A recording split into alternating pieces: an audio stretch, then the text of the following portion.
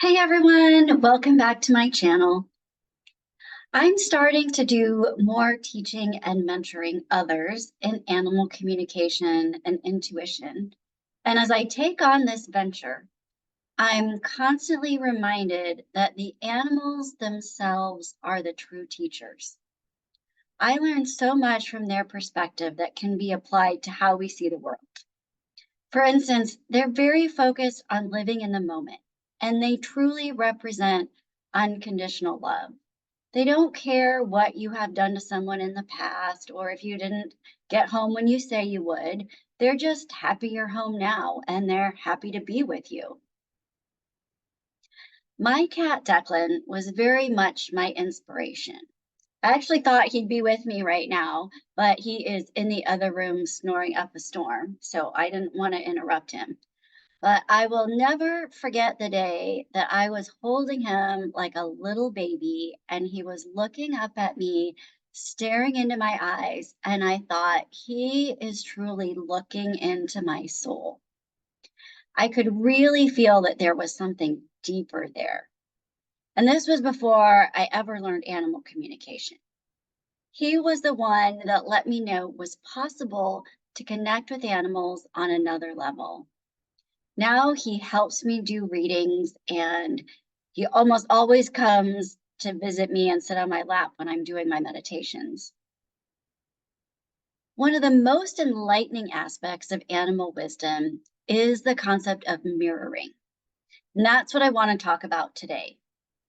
Animals have a remarkable ability to reflect our own behaviors or emotions back to us, illuminating aspects of ourselves that might go unnoticed or just unacknowledged. Let's look at anxiety as an example. If your pet exhibits signs of anxiety, it may be a reflection of your own stress levels.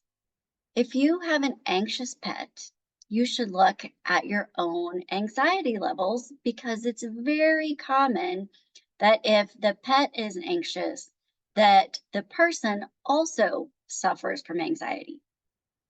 Now, there can be several reasons why your pet would mirror this to you. One reason could be that you don't realize just how anxious you really are. It may be a message that this is something you need to address and to start taking steps to make that better. And you might find that once you start managing your own stress and anxiety levels, that your pet's anxiety will get better as well. Another reason that your pet might mirror this to you is that they are reflecting that energy back to you to let you know that they're feeling it. Our pets feel our emotions because they live in the same space and energy that we do. So they know what you're feeling at any given time. And it may be just a way of saying, hey, I can feel what's going on here. The final reason that they may reflect back to us is so that they can help us heal. They want us to be our best selves and support us in that. And they may even try to hold the anxiety or the feeling so that we don't have to. They may feel like they can lighten that load for us a little bit. And it's important to notice that they do this by choice.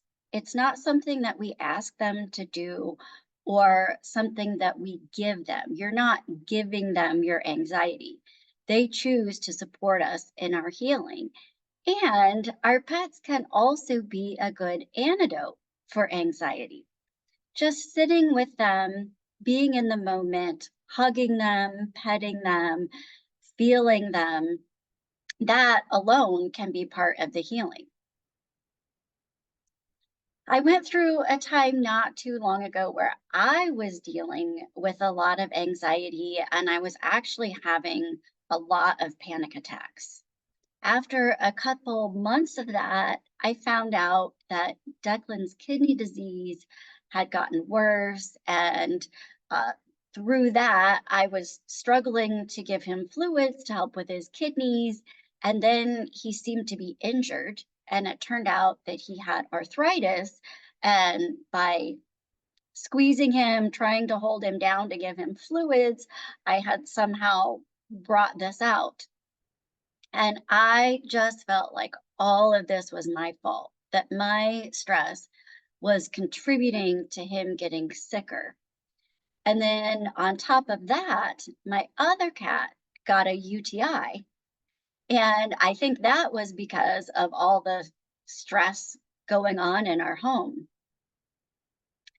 So I was very upset about the whole situation. There were a lot of tears, and I went to an animal communicator. And this is a whole other topic, but it can be very difficult to communicate with your own animals, especially in times like this where I wanted him to be healthy. I wanted him to be okay. And I really thought that I could lose him. He was not acting like himself. So I went to an animal communicator, and what he told her is if mom takes care of herself, I will take care of myself. We both have to take care of ourselves in order to take care of each other.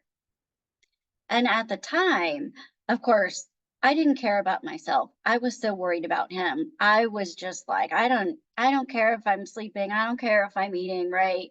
I just wanted him to be okay. And it was just such profound wisdom from him that we all are responsible for our own healing in some ways. We have to take that responsibility on. And so this is really just one example, but there are lots of ways that our pets can mirror things back to us. There are other things you could look at, like sleep habits. If you're not, or if your animal's not sleeping, maybe you're not sleeping very well. An inability to relax, under or overeating. If your animal has a really strong appetite all of a sudden, are you feeling that way as well, or wanting to eat for emotional reasons? Illnesses and energy levels are another way that they might show things back to us, where it's not uncommon for a pet to get the same illness that an owner has. I've seen it several times. It doesn't really make sense, but somehow they try and carry that for us. So the next time that you notice something amiss with your furry friend, take a moment to reflect inward.